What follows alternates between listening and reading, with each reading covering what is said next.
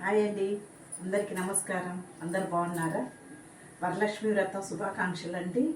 ఇప్పుడు రేపు పౌర్ణమి, రాఖీ పౌర్ణమి ఉంది కదండి, అందుకని గులాబ్ జాములు చేస్తున్నాను. ఒక ప్యాకెట్ గులాబ్ జామున్ పొడి అండి ఇది. దానికి ఇదిగోండి ఒక గ్లాసు షుగర్ తీసుకుంటున్నాను. గిన్నె పొయ్యి మీద పెట్టుకొని ఇదిగోండి ఒక గ్లాసు షుగర్ అండి, 2 గ్లాసులు వాటరు.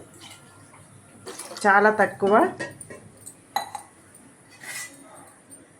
పండగలన్నీ ఎంత తొందరగా వచ్చేసాయో చూసారా?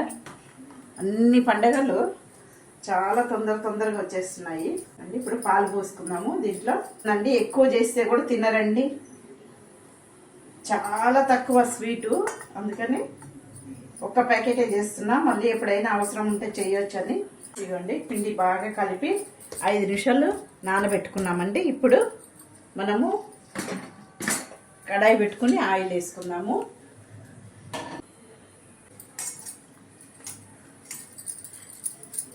నేను తినే సైజ్ చేస్తాను నేను. ఇవ్వండి ఇట్లా అది చేసుకుంటే పగలదు.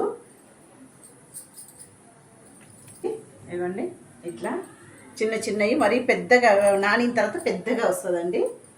ఇది నూనె ఎక్కువ కాగొద్దండి, సిమ్లో పెట్టుకొని ఇది వేసుకోవాలి ఆయిల్లో. పులిహోర, స్వీట్ అన్నం చేసినాను, మళ్ళీ ఇంకేం చేసినాను, పెరుగన్నము. ఇవ్వండి ఈ కలర్ వచ్చేదానికి ఎంచుకో, మరీ బ్లాక్ రావద్దండి. ఇదిగోండి ఇట్లా గోల్డెన్ కలర్ వస్తే తీసేసుకోవాలి. తీసుకొని చల్లారిన తర్వాత కొంచెము పాకంలో వేసుకోవాలి, షుగర్ పాకంలో. ఇట్లా సిమ్లో వేయించుకున్నాం అనుకోండి, లోపల ఉడుకుతుంది అన్నమాట. లేకపోతే లోపల పచ్చిగా ఉంటుందండి, అందుకని సిమ్లో పెట్టి వేయించుకోవాలి. కొన్నే చేస్తున్నానండి, చాలండి. ఒక 10 ఉన్నా చాలు ఇంట్లో చేసుకొని పిల్లలకు పెట్టడానికి. ఈ కలర్కి వచ్చే వరకు వేయించుకోవాలండి. ఇంతేనండి, చల్లారింది. ఇప్పుడు చక్కెర పాకంలో వేసేసుకున్నాము. ఇదిగోండి ఇది బాగా నానితే చాలా ఇంత పెద్దది అవుతుందండి, ఉబ్బుతుంది బాగా. గులాబ్ జాములు చేశానండి.